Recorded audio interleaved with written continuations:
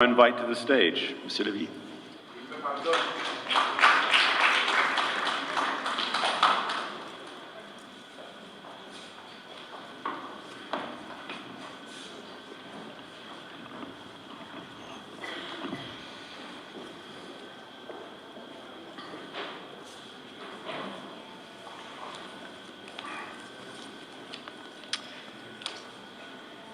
Mr. President of the Republic of Greece, Mr. President of the Republic of Ireland, Excellencies, dear friends, a century and a half ago, a young Frenchman with an allure both weary and arrogant arrived here to the foot of this hill.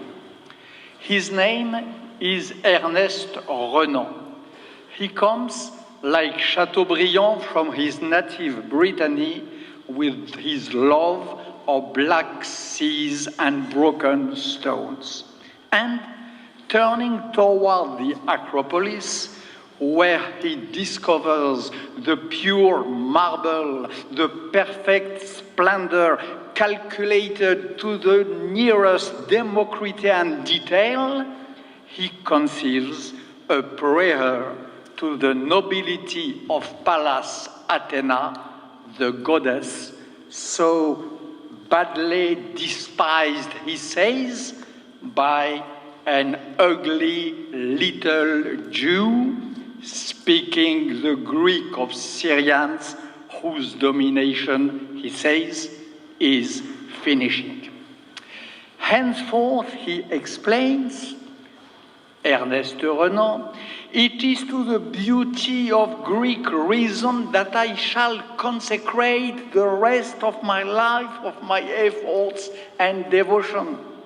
And he adds, the world will be saved only by coming back to you and pushing away the uncivilized ties of the gods who, fortunately, he still says, pass away like men, including, of course, the Jewish and Christian God, which it is time to roll up, I quote, in the crimson shroud where the dead gods sleep. So, 150 years later, where are we today? Some will say that this shooting of the gallery of dead gods is topical. No less than this relativism, Ernest Renan said this syncretism, celebrating the equal piece of truth embedded in each and every one.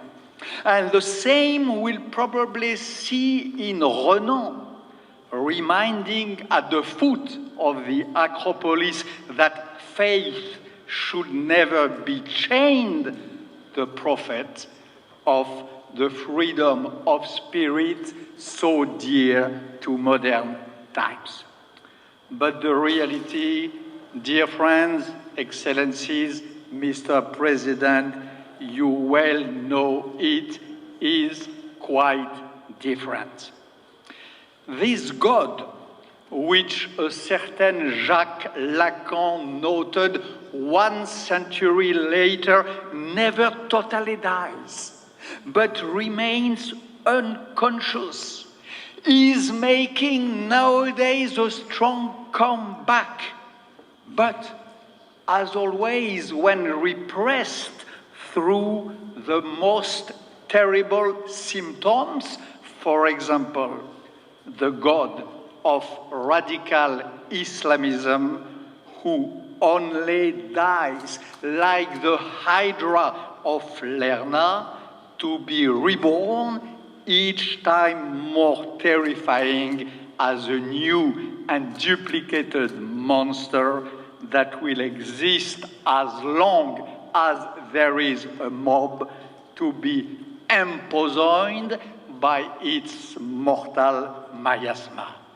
The half-gods, the idols, such as the nationalism that the sons of Ernest Renan thought they had decapitated the head of Gorgon, are unleashing now their madness in, for example, Ottoman Turkey against the Kurdish people, in Halle, Germany, against a synagogue on the very holy day of Kippur, and have crossed the Atlantic waves like a message in a bottle.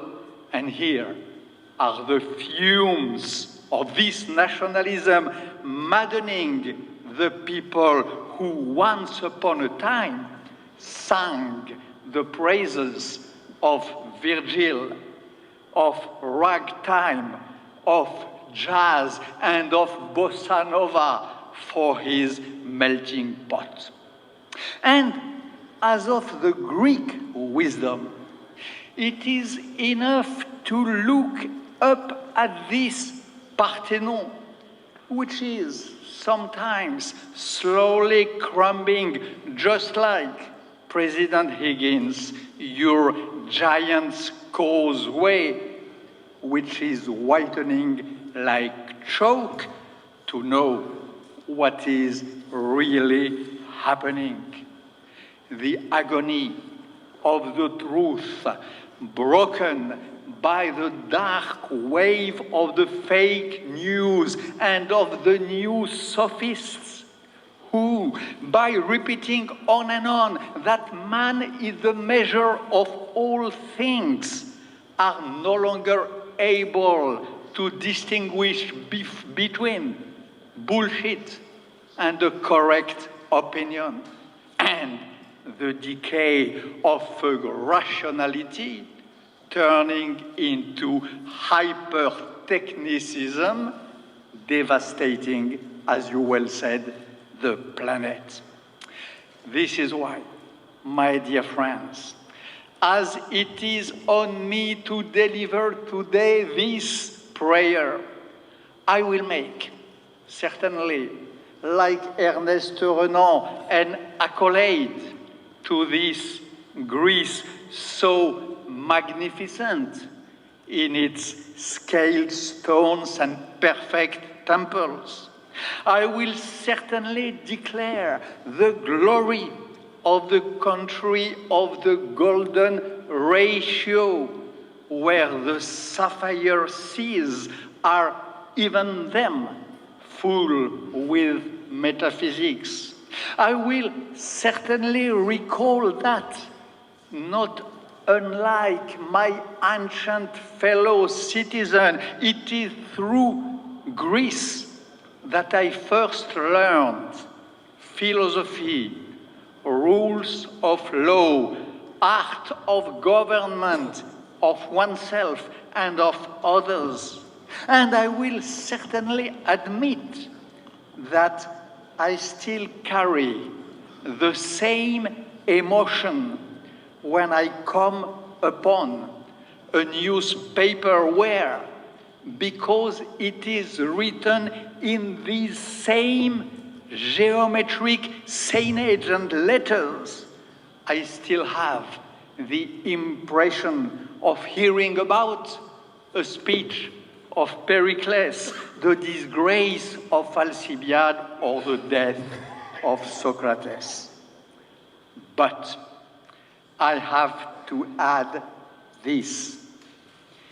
I have to add that, faced with this new world of today, which seems to say farewell to intelligence, farewell to reason, farewell to art, to poetry, to Pindaric hymn, to the Irish ballad. Confronted with this new civilization, if it can be called a civilization, who hardly knows what a book is, and who only listens to the names of Plato or Aristotle if they are on an app or a wiki or in a great lesson like tonight, but it is the exception. Faced with a humanity taken hostage by the trash of transhumanism, by the rubbish of Donald Trump's tweets, and by the trunks of Pinocchio-esque liars, such as the one I will confront tomorrow, I have to add that where there only remains, in place of humanity, a mob, disembodied, renewed and emulsified by a will which turns with no stopping, quicker and quicker, like death. Because death, said Rashi, the great Jewish commentator of the Bible and the Talmud, is a will which turns in the world. I have to add, therefore, that in this world it is the soft syncretism, the self-satisfactory knowledge of Ernest Renan, which sounds today hollow, and it is him, Ernest Renan, who, at the moment where he probably imagined he would revive as a sort of Pygmalion of himself with majestic standing statues, it's him who finally seems wrapped up in the crimson shroud. And I have to add that we have no other choice faced with this possible general disaster than to also revive against Ernest Renan the wisdom of the ugly little Jew speaking the Greek of Syrians that he, Renan, wanted to exclude from his city. If I have a message today in this short prayer, this is it. The great, necessary alliance of Greek reason and biblical inspiration. Athens, of course, but also, as I have been saying for 40 years when I first wrote against Ernest Renan a book called The Testament of God, the science of Jerusalem. The Athena goddess, of course, but close to her, because she cannot dispense today with the support of its level of exigence and of creation, because there is nowhere such a mine of intelligence and of nearly unsustainable capacity of thought, the treasure of knowledge of the God of Jerusalem, or, in other words, of the God of the people of Israel. A difficult Athens and a difficult Jerusalem. And Athens and a Jerusalem equally arched at the extreme tips of their respective geniuses, on the most edgy Parmenides aporia, and on the most dizzy concatenations of the worlds told in Saint Augustin, Saint Jean Chrysostom, or the Talmud.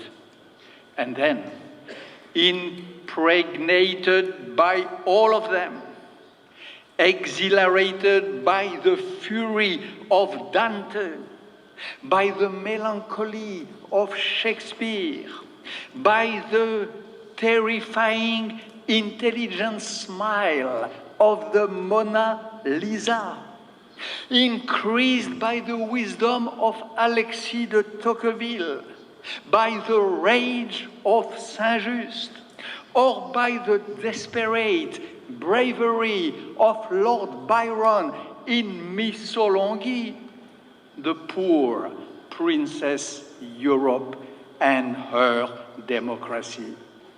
We must understand, Mr. President, my friends, that we will not survive in this world if we don't desperately rely on not our good, but our best.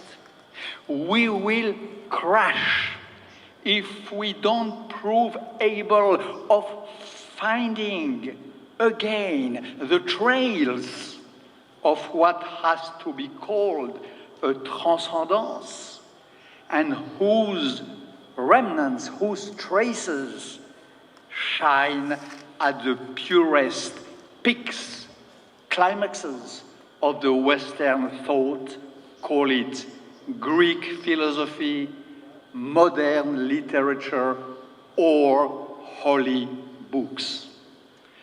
This is tonight my humble prayer at the Acropolis, and I would have expressed it in the same words if I have found myself in this moment at the foot of the Temple Mount.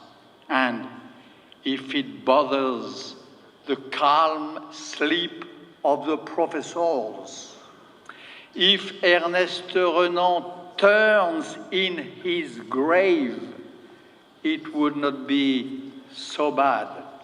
He has, after all, like most of our institutions, a few pounds to lose.